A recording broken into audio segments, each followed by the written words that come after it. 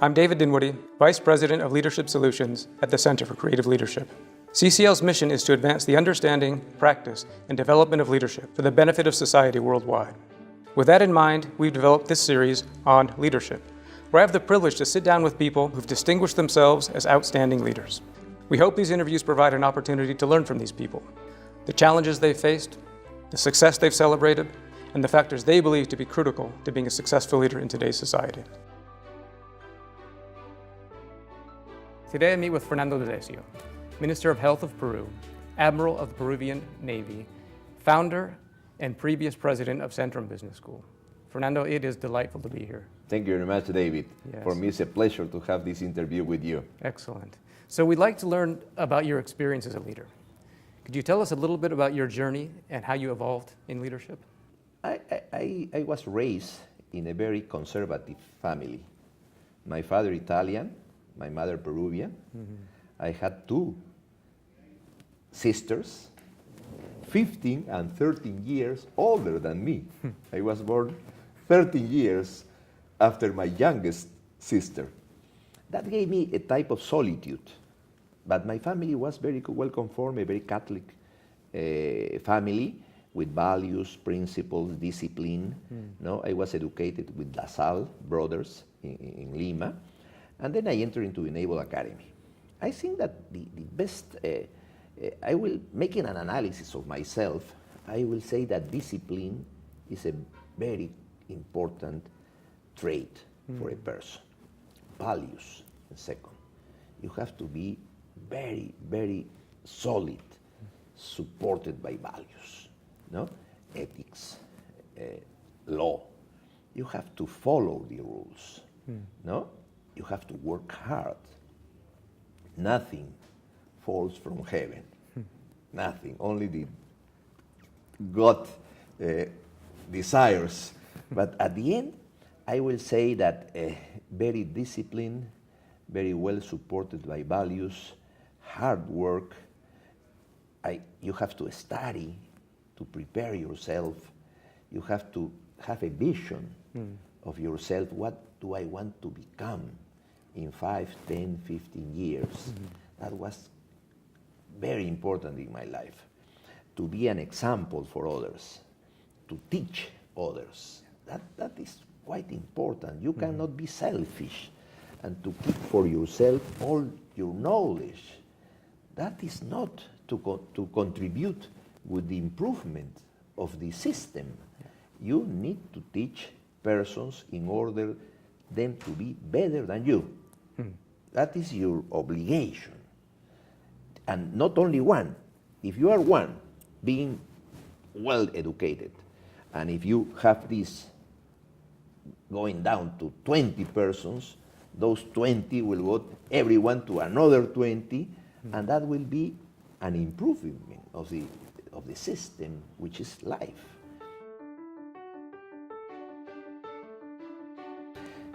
I will say that I like to teach. I enjoy teaching. I spent 44 years of my life teaching in the university system, you know? And that helped me a lot because you have to prepare your classes, you have to enter into a classroom to be challenged by 20, 50, 60 persons that are in a classroom. Some of those persons are 50 years old with a lot of experience.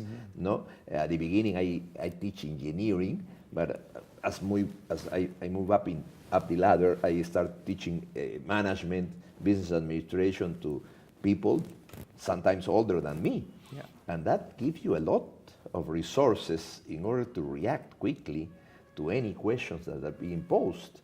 No? And that is quite important.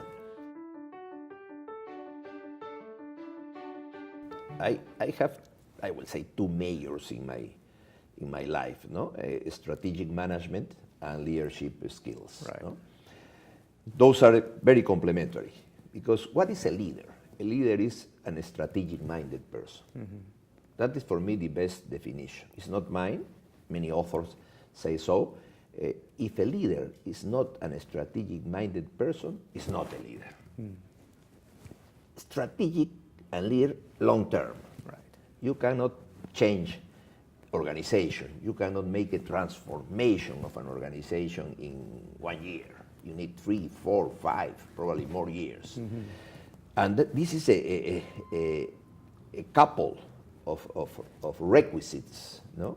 To have a strategic-minded person and to have a person that leads, walk the talk, giving the example, working hard, being respectful, being credible.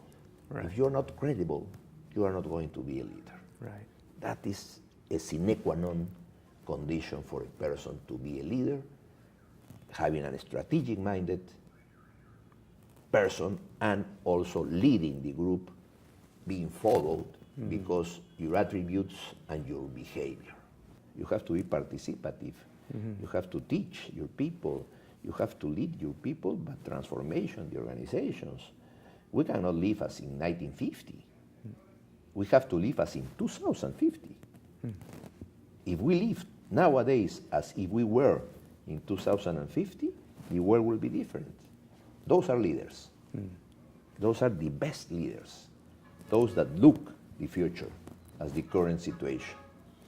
You have to, I will say, imagine how is going to be the world, not next year, in 5 years and 10 years. That is strategic-minded persons, looking long-term. Many people say, no, I don't care about long-term because I need to solve the short-term situations. Well, you are a firefighter.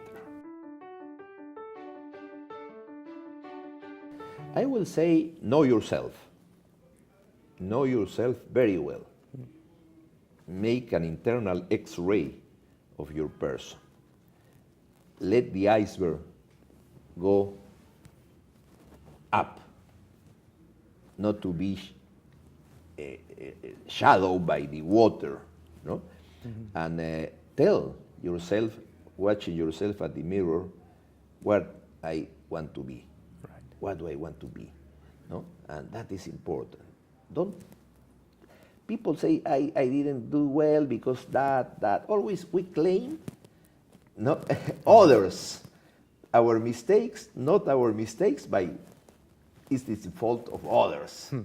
No, if you make things wrong, it's because of yourself. You have to make a self-analysis, a study of yourself, and that will make you improve. To be coached, to be mentored, no, person in which you trust. That is very important because otherwise you are not going to have different inputs that are going to improve your life. Right, right. It's a very complicated situation. We are a global world. We are a technologically linked world. And you need new skills for leadership because you are going to lead groups that are geographically sparse around the globe. You probably don't meet that person in person. You will know him or her by you need to know what is how to coach, how to lead virtual teams. That is important. Also the multicultural matter. No? We are dealing with the people from Asia, from Africa, from Europe, from North America, so South America, different traditions, different cultures, different languages, and you have to orchestrate them. Sometimes multicultural and geographically dispersed people. Right. That is a different challenge from the face-to-face challenge that we have exercised during all our lives. No? But it's interesting. It is quite interesting. No? We need that we are living a different world. A lot of changes in the world. And if we don't analyze them and we are not profiting of the opportunities that this new environment is presenting us and also trying to defend from the threats that is posing us also, we are going to have trouble. You need to analyze the environment permanently, and this is nowadays the most important challenge for a leader.